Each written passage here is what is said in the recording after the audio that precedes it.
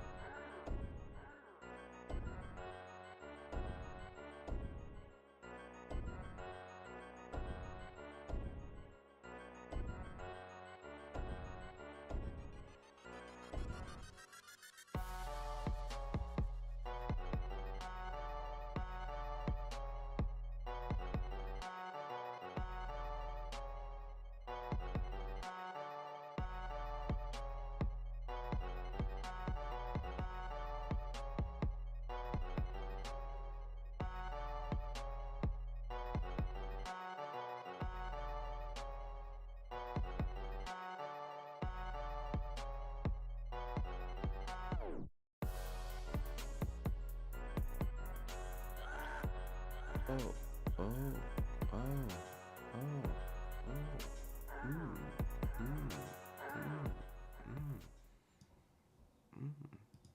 Yo, yo, yo, yo, yo. What's going on? What's up? What's up? What's up? Sorry for the late start. I was tired. I was up to like 2:30 last night.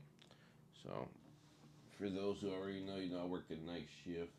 So I normally don't go to sleep on the days that I have off till late. So I thought I was getting up at 8 o'clock this morning to stream, or 9 o'clock. Yeah, that wasn't gonna happen. Wasn't gonna happen. So, but yeah, I'm here now. What's up, Muhammad? What's going on? Anybody else? I know y'all like to join late and watch the stream back late. So appreciate anybody watching back late. And what's up, Sleepy? What's going on? Um, yeah, I hope you guys are having a good week. And we on Friday now, so I know a lot of places are breaking into summertime and out of school and everything. So love to see it. Love to see it. I'm mostly wedding planning myself, just getting all the details wrapped up for it. But Tower of God. So yeah, just expect like these next couple weeks, especially next week's chapter. I'm gonna try to get next week's chapter like out the day that it drops because next week I'm not gonna be here. I'm going on my bachelor trip, my bachelor party trip. So I'll be gone for a couple days, and then I'll have one more week. But the end of the it's gonna be tough. The end of the month when the week of my wedding, I'm probably gonna bring my camera, but I'll probably have to do like a live stream. I probably can't do a review because I won't have a computer to really do one on. But I'll probably do like a live stream from my phone or something, and we'll just chat. YouTube live stream, and I think that should be good enough to cover everything as long as I'm like in my hotel room. If I have time to do it, I can probably step away for an hour and do it. So just future stuff to think about. But yeah, next week I'll probably get the chapter out, but there probably won't be a live stream because I'll be gone. So all right. So I did put the review out last night. If you watched it, if you didn't watch it, then no big deal. But a couple things though. First things first. This is more related to like last season. So did anybody else feel like how I felt about the Poe beat out kid? Kind of like he seemed like he had it out for Evelyn a little bit, or was it just me? Like he kind of had it out for Evelyn a little bit, right? Like it wasn't just the oh you're a competitor, you're a regular. I'm trying to get rid of another regular.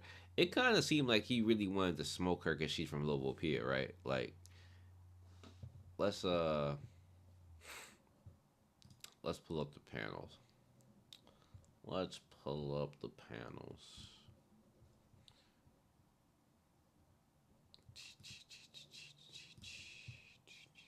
I felt like it was a little bit personal, which is interesting because I don't know when the at this period in time,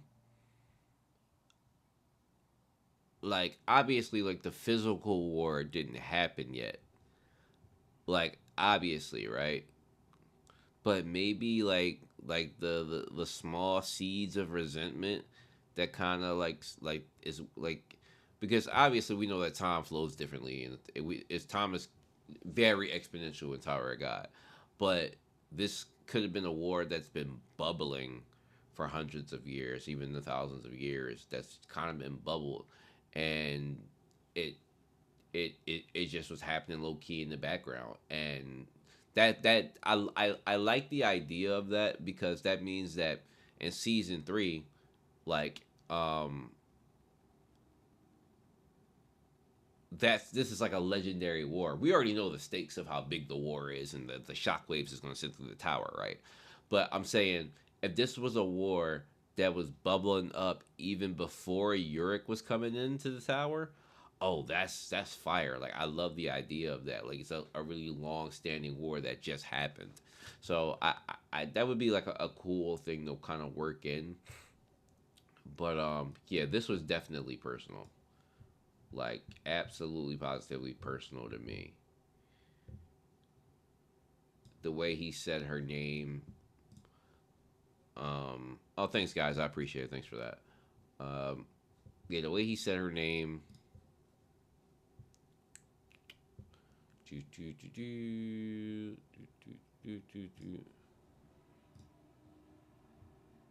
Yeah, the way he says her name. Lobopia Evelyn. Where your tomb will be built. Lobopia Evelyn. Yeah, this was personal. Yeah, and you know why you know like the emphasis on why we know it's personal too. It's also the fact that the like in the beginning in Tower God, the original Tower God, the bull was also used personally there too, right? Like the bull was sent to kill bomb, right? Like the bull was sent to interrupt things and kill people. So it's kind of being used in the same way here, right? Like that's kind of crazy. I love the idea of it though. I love seeing. I said this before. I love the old stuff being worked into the new stuff. Obviously, actually the reverse. This is old stuff that happened beforehand, but you understand what I'm saying, right? It's either he hates her personally or he hates her family because maybe trauma or he had a hand in his ceiling. So about Pobita family, are they humans or exactly created? That's also a good question, Muhammad. I was asking myself that too. I was asking myself that too.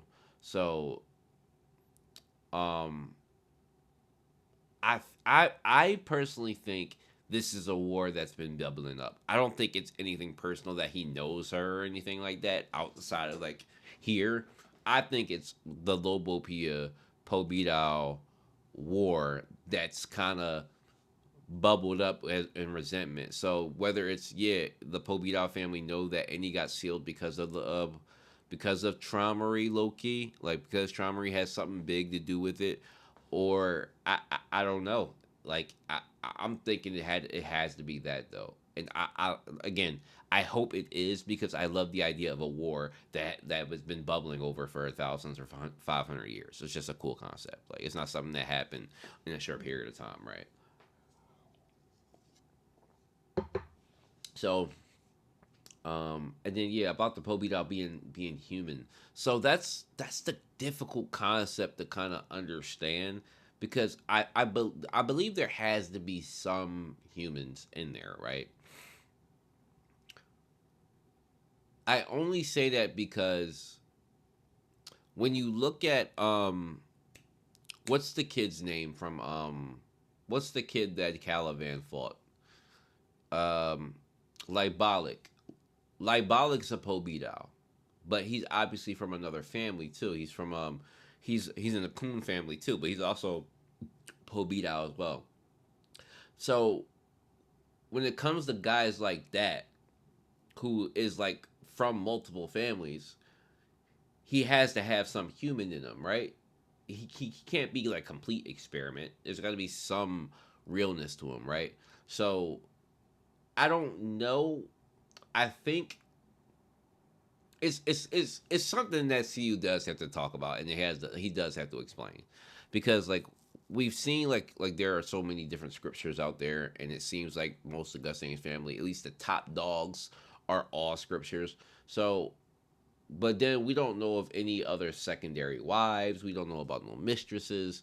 So exactly how is Gustane conceiving or having rankers or regulars join and become rankers?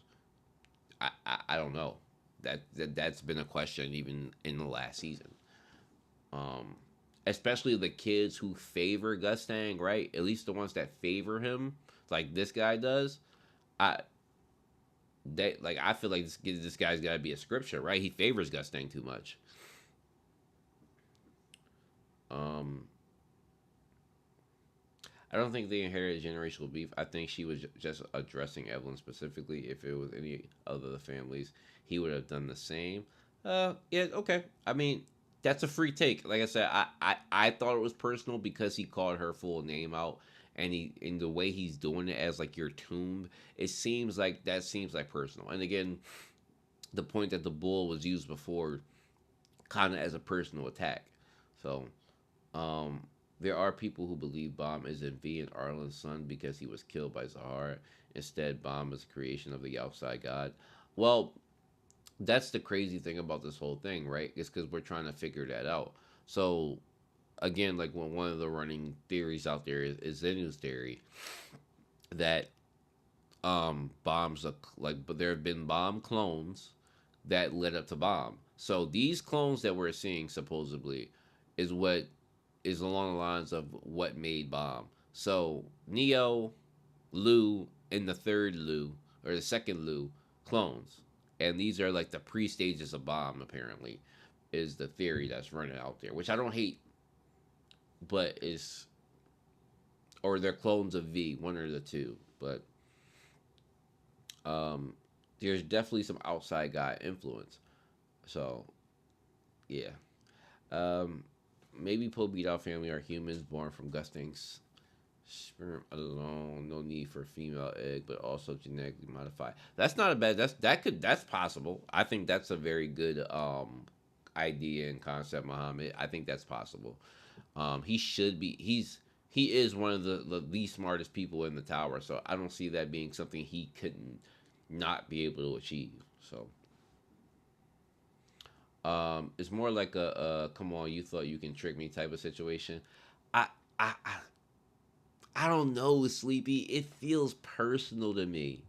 Like the way this just feels personal to me. Like we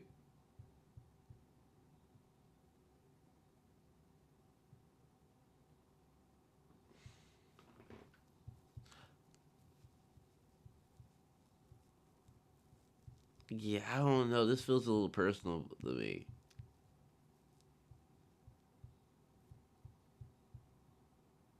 I don't know. You could be right. I like again.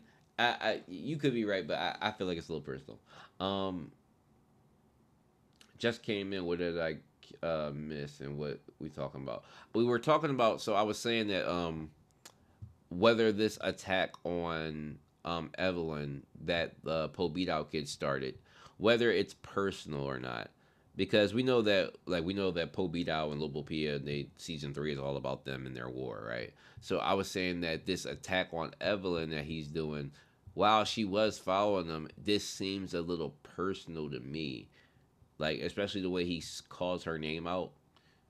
This is where your tomb will be built, and then calls her name out, and it's like in red and black, which is like some sinister stuff.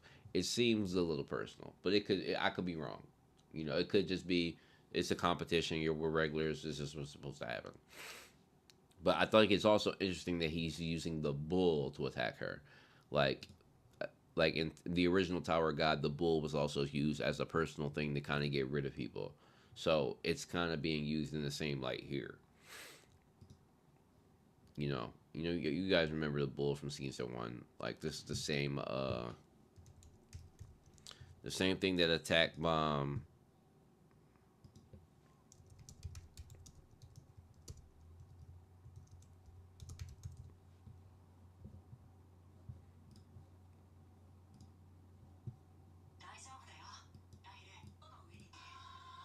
Yep,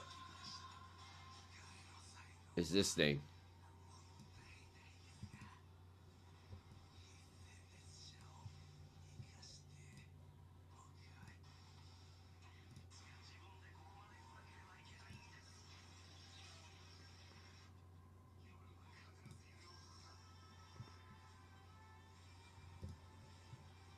Yep, that's the same monster.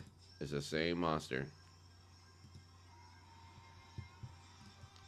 So I think it's interesting that it's just being used again here. Caused a lot of havoc in the original. They have some beef with each other for sure. Not related to their families, but beef with each other. Gus Thing started his propaganda against Lobo Pia later family later. Okay. Well, yeah, you get again. It could be. You can be absolutely be right. There's also like during the memory switching game, the top people were these two. They were in like the top bunch. So if you guys remember this panel, I think it was in this chapter.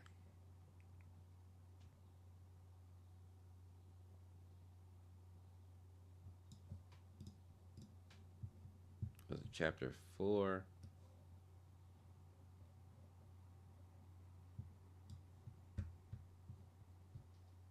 It might have been chapter 4.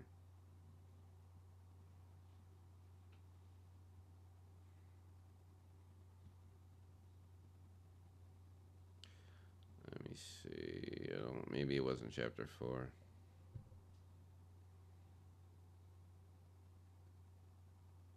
This one. Okay, here's the panel. So they had this panel in chapter 4 where they showed all the best people who passed this test. So you know the flip it that game. These are all the top people from it, all the threats. So obviously Yurik and Evelyn, but it could like this is just to your point, Muhammad and Sleepy, that it could just be like, oh, she's a top candidate because she's one of these people who passed this test as well. Then let me aim at her too to get rid of her.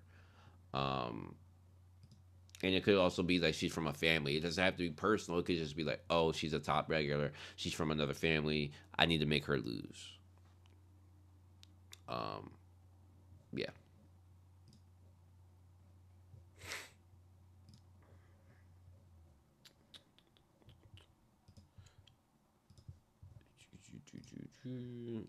So speaking of Pobita family, why didn't Annie take her father's family name but took her mother's? Does she hate her father? Nah, we've already seen that Annie doesn't hate her dad though. We've already seen that Annie doesn't hate her dad. Um, her calling him and telling him about, Zahar locking himself in the red dump and stuff. Like, you could, in that conversation, she tells you how much she respects her dad and how much she cares about her dad. Dad, you, the smartest man in the tower, the man who knows everything. You don't know what Zahar did and left himself in the dump. Like, she respects her father a lot. I think Gusting in the same regard, it feels the same way. So, um, why she called herself Eurasia Any, I'm not sure. But she was like, she was a part of. She wasn't a part. While she took her mom's name, she was a part of Gustang's army. She wasn't a part of. She wasn't a part of the Eurasia family necessarily. Well, you can kind of say they had like a pseudo like relationship where like the families were kind of merged in between her a little bit. You could probably say that, but like I know, like specifically, she was a part of Gustang's family, so she was like the leader, and that's what made Gustang's family like a top family at the time. Is that she was kind of the leader of them, but she also had the backing of the Eurasia family as well. This is why Gustang's family was a top family during like in the beginning stages, is because of her and her affiliation. So basically, if she go to war, um, she can likely rope the Eurasia family into it too. Do you think she hates her parents now that after they abandoned her for 5,000 years? Nah, nah, I absolutely not. Because it's not their fault. Like she may blame Gustang because he like shredded his memories, and she might also put some blame on her mom, on Blossom. But there's also the whole theory of Zahara manipulating them and everything else. So she may know those things. She may have read those things, and she may know what's actually going on. So um, I theorize that she'll be unsealed in next season after bonds fall out with the Flood due to them wanting V to possess him forever. I don't know if that's their goal, because it's obviously not V's goal to possess Bomb forever. It seems like V wants to nurture Bomb a little bit. Now he could nurture him so he could just make him stronger for himself, but a part of it feels like he wants it to be a revenge tour between him and Bomb. So I don't know. But do I think she gets unsealed next season, bro? We've been saying that every season. So at some point, um, because Lustek is supposed to be Bomb's protector against Adori now, but if Lustek can't protect him, then somehow he someone else has to, and he would be perfect choice. I agree, but I think Lustek can. Listen, while Adori was impressive, um, Lustek did fight Urek, okay, and it's not that like Urek went completely serious, but he tussled with him for sure, and so she is weaker than Urek, obviously. So can Lustek probably stave her off or go toe to toe with her? Probably. I think she probably edges it out. But there's also details about Lustek we don't completely know. Like is his black needle completely retcon, right? Like he supposedly has that black needle that's supposed to be the legendary, like another, like it's a top tier weapon. It's not a 13-month series, obviously. It's not hers, but it's still like supposed to be like a top weapon. So we don't know. I hope it's not retcon. Um, I don't really care about this girl too much. I know we know that she's like faking the funk, and she's trying to use Urek and use his chivalrous nature against him. So I don't know if she's a part of any families or anything, but we know what's going on with her. I'm more, when it comes to her, I'm more interested in this guy. He seems like he could be Poe Vidal too. He has the look of a Poe Vidal. That doesn't like, obviously he has glasses and he has the haircut. So that's why I say that he has the glasses and haircut. He may not be like as top as the other guy. He may not be talented as him, but he could be Poe Vidal as well. So just saying. The penguin thing was cool. I love the idea of a penguin like in the series. That's really cool.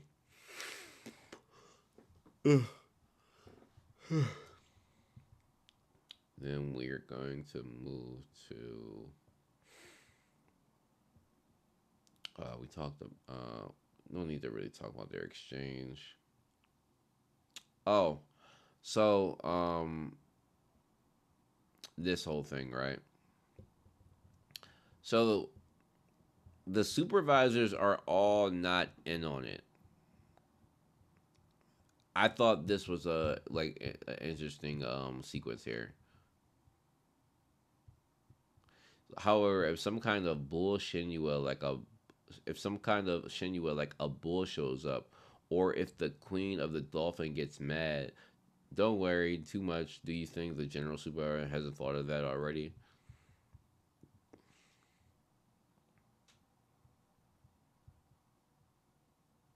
Yeah, that whole thing is this whole thing is I thought they were all like in like kind of in on it, and since they're not, Rahab is kind of like I don't like the like this is my biggest question. When does the administrator get involved, right? Because obviously this is a problem. Now this is a bit of a workaround, like not workaround, but there is some like there's a caveat here where if they don't necessarily agitate the queen, she doesn't necessarily have to be a threat. But I'm saying though, you have to notice that like they're conducting a test in the area of one of the strongest creatures probably on that floor, and that regulars can't compete against that. So I I don't know. Like I'm I'm very I don't the administrators are confusing because like while he said like oh there are rules in the tower like I can't fight against you, I'll be punished, blah blah blah. You have to be like they're this guy Rahab is damn near trying to kill the regulars, so I don't know. There's got to be some punishment against that if somebody ends up getting killed by one of those things. I mean, the bull not so much because like they're super. I guess because maybe because they're supervised. Okay, let's say this. Maybe the administrator doesn't step in because there are supervisors supervising it. There's multiple of them, and maybe like the he thinks that none of them will die as long as they're watching. Maybe that's it. Maybe that's why it's allowed to happen. Um, I like the spin-off, but not gonna lie, I don't fuck with the pacing and the constant fourth wall breaks. But mainly the pacing, the way it's going, we're gonna was quite wild until we get season four. Well, the rumor is season four should be around December. That's the rumor. That's the rumor that's been around for a little while. But I think the pacing is good. Um, I think we get maybe 60 chapters of this. Maybe 50, but I think the pacing is solid. Like it's not like we haven't done time skips already. Like we've kind of did a little time skip. Um, while it's not a lot, but we're kind of like phasing through things. Like in this whole thing, CU is only really focusing on the big moments that happen, I guess, in Yurik's story. So like while we did stumble across them in training and each individual person in training, that was like a flash through. Like we got to see a panel of them in training. It wasn't necessarily going into detail like in Tower God season one, where like we see Bomb's training and we see the details of his training. It's not it wasn't like that. It was a lot further away from that. It was kind of like it went pretty fast, and even in regards to like the first test with the eliminating people, I thought that kind of went kind of fast too. So I don't know if I agree with the pacing being slow. Now I understand if you feel like that because of the last two chapters have kind of been like a little bit setupy chapters. Like while Yurik did want smoke for Rahab, they weren't going to fight, and then this chapter was setting up the crown game, and like I get it if you mean it in terms of that, but that's just going to happen. You got to have your setup chapters to set up the good stuff. So This next chapter that comes out next week is probably going to be a tough chapter. Whether Evelyn tames the queen, whether Urek and like he's got a the Urek and Danton fight had been hyped up for like the last 5 chapters. So like even further than that since chapter 2. So you got to give it to us now. It's going to be about 10 chapters since you kind of introduced the concept of Urek fighting a ranker. So you can't keep teasing us. It's got to come next chapter, right? So I think it's okay. I mean, and again, it's your preference. I'm not saying you're wrong for feeling like the pacing sucks, but how about Bomb isn't V and Arlen's child theories? There are a lot of them in the community. They either creation on the outside. I thought I gave my opinion on that one already, Muhammad. I was just saying that, um, or V without memories. What do you? I was just saying that I agree with the theory that's out there that like these the Lu clone, the Lu clone, Neo. Um, I think they're like the beginning stages of like the bomb copies of like making bombs. So I do think that's what's going on here. But we just don't know the details or how is this related to bomb. But I think we start with that where we see Cheongium killing a clone. So obviously, the area that they're hanging out with is an area where they're making people, because or they're it's kind of like an island. Like we already got the idea of an island, right? So typically, in most stories, right, think of an island. Typically, in an island by itself, and especially with the way they describe it, the island forgotten by gods. It's a remote area. It's an area where stuff is happening that they don't want other people to see. And even when we see Cheongium attack the Lu clone, that like I don't know if it's a rule, but I don't think that rankers can just kill people. Like we know they can't kill regulars, right? But we know I don't know if rankers can just kill people just because they feel like it. So this island seems like a remote place. This island where they're possibly making clones, where we know that Neo came from because Yurik said he sounds like them. We know that Lu comes from. So maybe this is just an offsite place where they are cloning people, and it's the beginning stages of like a V clone or a bomb clone. I don't know. I'm just throwing it out there. Um, and yeah, they don't have. They obviously wouldn't have these memories. Tiara, rest her soul, said she didn't sire children after Anne's, which could be that means that she's the only child he had with a woman. That's true. Yeah, you're right. Yeah, and he's like the only real child, supposedly, at least the real one that was made in a normal way. And why do we think CU created this spinoff for? Is it going to serve the main plot some way, or just information about Yurik? Maybe CU wants to set up Fanta as the final villain. So, okay, I think the spinoff does a couple things for us, right? One, it puts Fanta into the story. It makes Fanta absolutely canon. So he's absolutely canon. There is no longer Phantominium will never be mentioned in the main story, which he might not be mentioned in the main story ever. But everything related to him is canon. It really happened in the story. So it kind of creates the idea to answer some questions, maybe like when we do get to when we do meet all the family heads, or we meet Zahar, and the question gets asked, why did you guys come into the tower?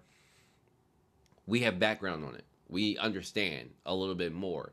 And or if people think that there's going to be a Yurik training arc where Bond gets trained by Yurik, and we get to see some of Yurik's like detailed abilities, like the one that he's hiding where he says he can capture somebody with no problem. We get this, we understand the context more about it. So I think there's absolutely going to be a time where we come into Walkai Song's floor and we get to see people. I think the importance of them matters, especially since they're kind of a unique group in the tower, right? Because obviously there's the Hards group who wants to just rule the tower, but then you have two groups that want to change the status quo and basically eliminate it. So that's the Revolutionaries and Fug. Those are the two groups that are similar. They want disaster. They want to do things their own way. They want to replace the family his. So Wallhai Song is the only one in a very unique position because one, they have two extremely high ranked individuals. Okay, two high ranking individuals, and Urek and Baek Ryun. So not only do they, and we kind of got the explanation also. Somebody mentioned before, where the tower set the rules for the test floor so that another power structure like Walhaislon can never be formed again. It can never. They never want something like Urek and Baek for Yoon to ever happen again. That's why the rules have been set to figure out irregulars now. So, with that being said, their goal supposed to be what Urek tells us is to escape the tower. So they're in a pretty much unique position, and there may not be enough time in the normal story to tell their side of the story as deep as we probably like could in the regular story. So this is a good way to do it, right? You know, so I think that's why we're getting the Urek side story. Um, and like Urek is like been like he's been a key figure in the normal story so much already. So yeah, he has to have more of a position, um, more of an explanation on his background. Because in he's like the Gojo. Like people love the strong overpower guy. So let's give the strong overpower guy a background. What do you think about the theory that Fanta lured Urek in the tower to make him stronger to become more beautiful Jewel and told Zahar not to touch Urek? By the way, someone said that Fanta will turn what? Um, I don't hate that idea. I think most theories are plausible at this point. I don't hate the idea. Um, my only problem with that theory is that how does Yuri get out? Because Yuri's strong already. He's already top three, right? He's already that guy. But if Fanta's idea was for Yuri to get strong, how does Yuri get out of the tower? That's all. If that's another challenge he wants him to face, then that's kind of ridiculous in my opinion because there's like we know that time supposedly flows differently. So what makes you think that you're gonna find a way to get out without beating Zahard or collecting all the princesses and the princes? Like what makes you think that that's possible? Excuse me, possible. And Yurek's already a goody two shoes. He doesn't want to cause chaos. He doesn't want war and confliction. We know his character already. He doesn't want to do those things. So he's not going to go at Zahar and just disrupt everything to get out of the tower. So he has to find a route, but it doesn't sound like he's made progress. So it's just like, okay, Fanta, you want this, but like if you met Zahar, you know how hard it's got to be to get out. So I don't know. I honestly have no idea. Rankers can't kill regulars in the tower, but they can kill everybody else, right? That's my thought process. So again, that just puts more store to this island where they're attacking these Lu clones. It's just an off branch place that where I guess the administrators don't even look at. So um, yeah, forgive me. I gotta meet with my wedding officiant in about a half an hour. So I'm only gonna go.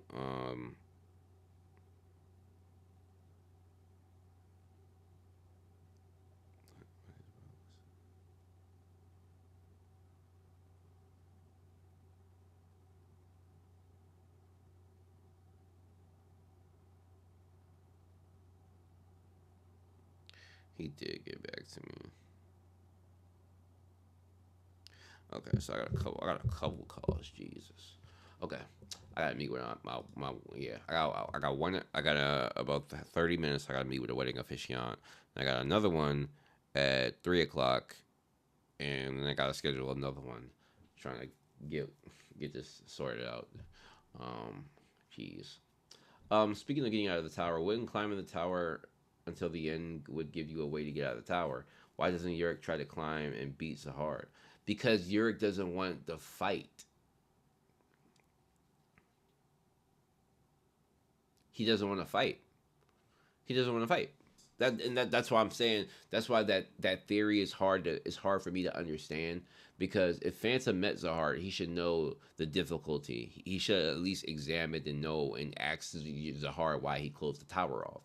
So it wouldn't work in Fanta's favor for like Yurik to go around collecting the princess's 13-month series and the rings of the suns to open the door to form the keys. He can't do it. It's supposedly a princess that does it, supposedly. So like Yurik's just as trapped as everybody else. You know? But to your point, Muhammad, just to answer your question, Yurik doesn't want to fight. He's already mentioned it in this season. He has no interest in Zahard. He doesn't. The reason why he's trying to stop the revolutionary is because Zahar has created a structure in the tower that's balanced. If this war happens the way it happened, the tower goes out of balance and there's going to be chaos. And that's what he doesn't want. That's why he was trying to get rid of the revolutionaries, because their whole goal is to cause it. So he's already mentioned he has no interest in Zahar or fighting Zahar. We can probably find the panels where he's already said that, but he has no interest in Zahar. He understands Zahar's place in the towers is important, and he doesn't want division. So yeah, that's why like that theory is hard to to accept, because we know Yurik's not going to do everything in his power to get out. He's not. He's just going to search around, and that while we think there's a way to get out, the way that Arlene got out, that's still like a super duper one off, nobody knows about thing.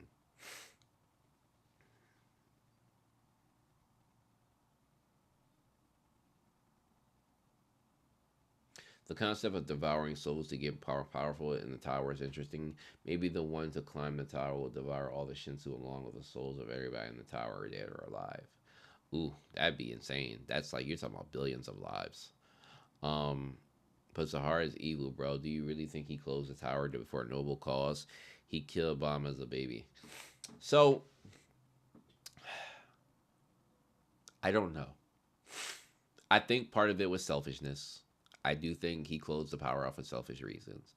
However, however,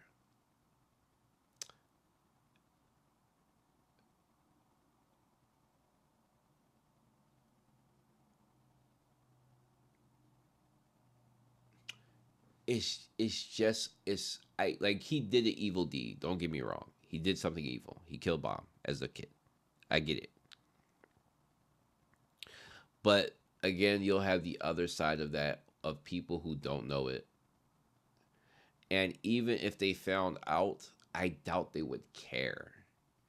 Because like this and this is a real life thing.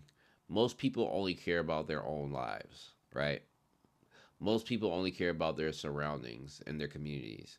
So somebody who lives in Africa doesn't necessarily care about people in America, or and vice versa.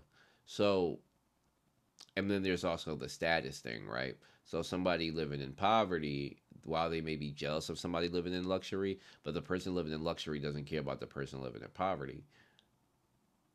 Taking those ideas, Bomb being killed as a kid affects most does not affect the 99 percentile of the tower. It doesn't affect any of them. It may affect the families, like the family heads families, but it doesn't affect the larger population. So even if the news drops that, hey, I killed this one off kid from some people that were rebelling against us when we were trying to establish the tower, people are just not going to care. So it's just like again, the concepts of evil and good, those are just going to be conflicting in this story. Um, Interview says Zahar is a greedy king. V and Arlen said he's blinded by lies. It's probably he just wanted to be king. How would he even want? Why would he even know what on top of the tower anyway, or its purpose? I don't know. I don't know. But I know some people, Muhammad, who are not in here right now, who would argue with you that V and Arlen aren't innocent. As innocent as they seem to be, or they seem to be the good guys. I know a lot of people in the community that would argue with you that they're not as innocent as they may seem, and that the idea of like even whatever happened to Arlen or even like Bomb's death, it it could not be as clean as we think it is. And I think V taking over his dead son's body and using it as a tool of revenge is not a act of somebody who's typically good or who has morality. So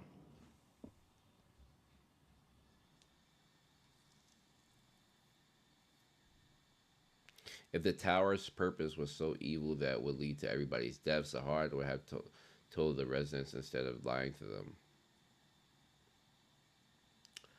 Well, it's not like he lied to them. Let's not confuse lying with with not revealing. So it's first of all, it's not necessarily their business what he did, and he not telling them is not lying. It's just not telling them. It's difference between asking somebody a question and saying, "Hey, da da da, did this happen?" No, it never happened, and no, I didn't do that. With it not being known, so that that in itself is like he's never he can make the argument that hey, he's never lied to the people, but I mean, you could say that like you can honestly say the tower's evil. Like you can kind of say it's evil. Like people die, regulars die. I get it, you're risking your life for glory, but people like die. They're like evil people like Rahab, obviously, who are with killing regulars. Like they're like this whole structure. This like the tower isn't. I wouldn't say the tower is like a morally good place or anything like that. Writing that little woman off as trifling, Rachel's disciple as a off as a trifling Rachel's disciple unfair. It's more like she's in a group with a creepy guy and others, and since you can't change, so she's using Urek as a deterrent. Oh, you're talking about the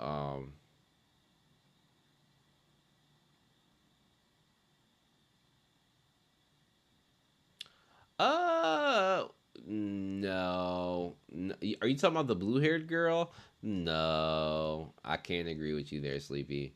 She's got it out for him. She's not no. Mm-mm. No, I can't agree with you.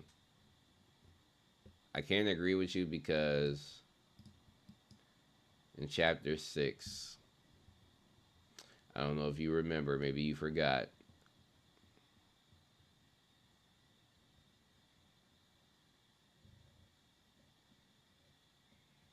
Was it chapter 6 or was it chapter 7?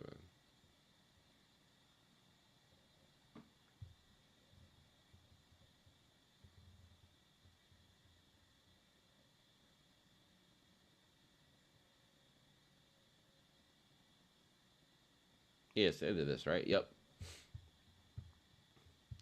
For before, rest comfortably, huh? Is this the beginning of my first love in my life? That little idiot, this is her.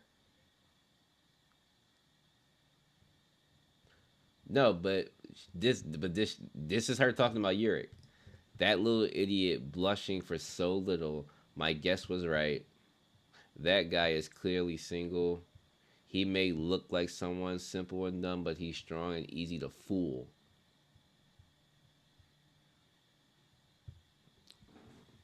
So she's gonna use him. She's a user. She's a user. I'm sorry. She's already talked about fooling him and using him. Yeah, I don't think we could let her slide.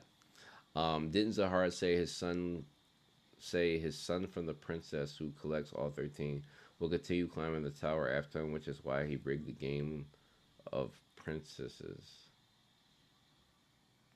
No, Muhammad, I don't think that you can. I don't think Zahar has like any. The game is rigged for the princesses to lose, in my opinion.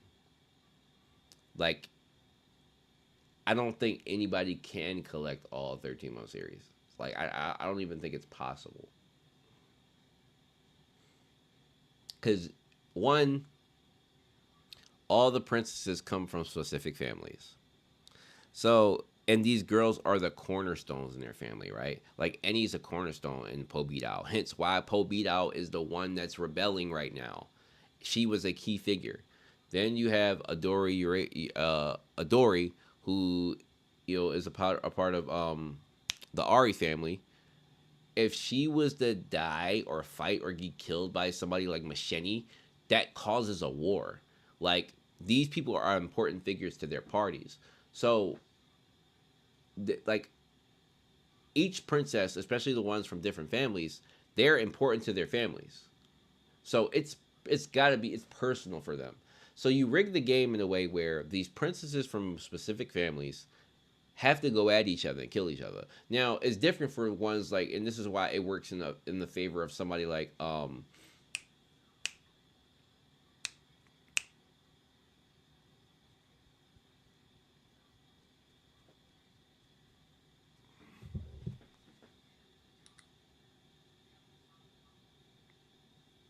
can't think of her name.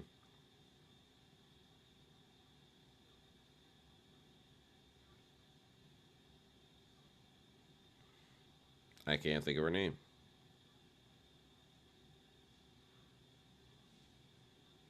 Well, I cannot think of her name. And Dorsey. And Dorsey. Somebody like Ann Dorsey is somebody who benefits from that, right? Like, obviously, we don't know what family she's from, if she's from one, but she doesn't have anybody backing her. So, her killing somebody from another family doesn't affect anything. Like, it only puts a target on her back. But if she gets killed, it doesn't do anything as well because, like, there's no repercussions for it. So, all I'm saying is the game is kind of rigged in a way where you put the princesses who are important figures in their family, and these women get pushed to be princesses. It's going to cause chaos. It's going to cause problems if any of them kill each other. So they can't attack each other. Why do you think that most of them are standing at the top, not doing anything? Why do you think Macheni and the rest of the princesses they all act as a shield to Zahard?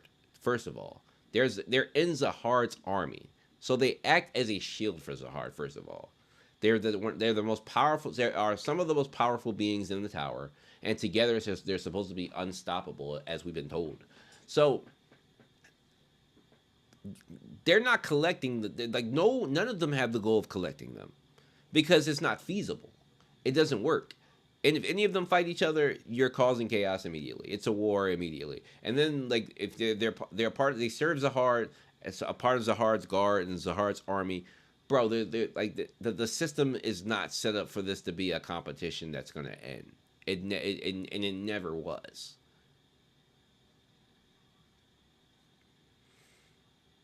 And then, if you take the idea that only the 13-month series makes up half the key, the other half of the key is supposed to be the princes. So the Wing Nams, the Karaka.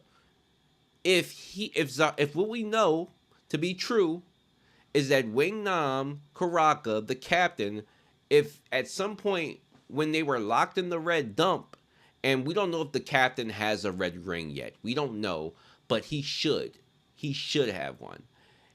If they were all locked up in the red dump, and that's an impossible place to get because he put the key to get into the red dump on the data floor, which almost nobody that's ranker level can go to because nobody can beat Zahard at that level. There's no regular who is allowed on the data floor that's regular level can defeat Zahard at that period in time.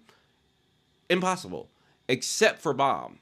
But I'm saying, taking Bomb out of the equation, he hid the key to the red dump on the floor that nobody can get to, but him. So you rig the game by locking the key to that place where the red rings are supposed to be hidden. So yeah, like it makes sense that there's been absolutely zero amount of progress to the collection of opening the door. It's impossible.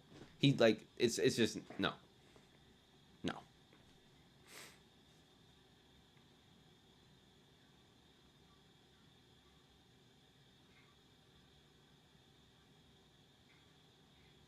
Yeah, yeah, obviously by the way the things were set up, it was never gonna happen.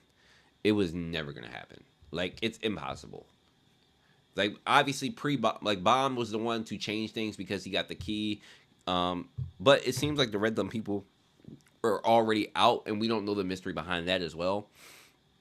But the way that Zahar set up things, this was a we set up to fail, man. Set up to fail. Is there anything else that we need?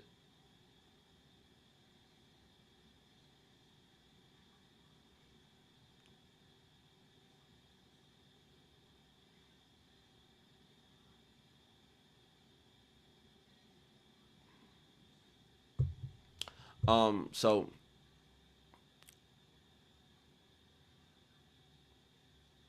yeah, is there anything else to talk about? Because I got about 15 minutes where I gotta hop off here. So anything else, real quick? I don't think there's nothing really else to say about the Urek fight other than Rahab has caught wind of it, and so Rahab's gonna have a first way ticket to watch the fight, which is gonna be pretty cool.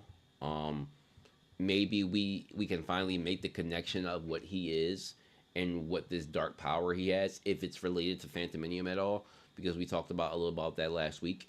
So maybe Yurik, if he has to, uses his god power if he has to, or maybe he uses the Shinsu, but he wants to fight Danzin seriously. So um, he's gonna get a first taste of what actual power he has. So I think that's pretty cool. Um, he may even lose track of what's happening in the real game because he's so focused on this fight. So, who knows what happens from that. But Yurik is talking crazy like this is going to be a quick fight, right? It's only going to take 10 seconds, which is crazy work to me. That's crazy work to me, but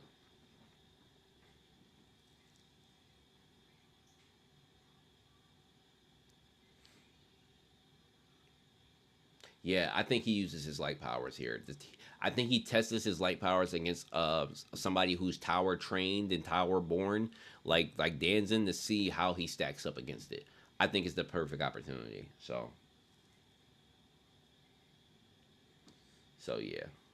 Um, but all right, guys, I do have to get off. I gotta get prepared for this call. So I'm so sorry. I've only had about an hour to talk to you guys, but it was a setup chapter anyway, so it's not like we didn't. I think we got the important parts out. Not too many things happened. So Muhammad, Sleepy, Supreme, anybody else that's watching this back or later, appreciate you guys. You guys make sure to have a good and safe weekend.